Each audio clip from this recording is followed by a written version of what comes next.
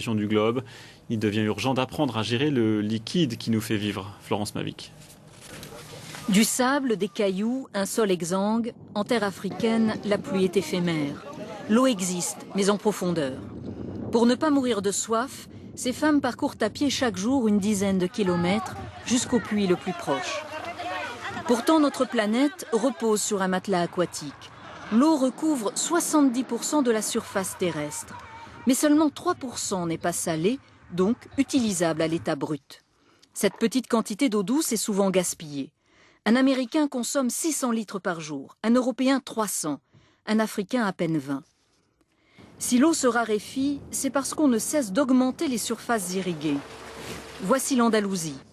La culture intensive en serre a asséché les nappes phréatiques. Il a fallu construire une usine de désalinisation d'eau de mer pour arroser. L'agriculture est très vorace en eau. Produire 1 kg de blé exige de 500 à 4000 litres d'eau. 1 kg de viande jusqu'à 10 000 litres. Souvent, le choix des cultures n'est pas adapté. Il faudrait retrouver un juste équilibre, planter certaines plantes là où elles doivent être plantées, arrêter de détourner des cours d'eau, voire des mers, pour irriguer des cultures industrielles.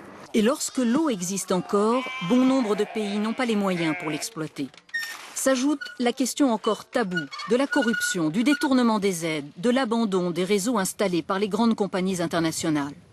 Au XXIe siècle, l'eau est trop souvent gaspillée, polluée, parce que l'homme la gère de manière anarchique.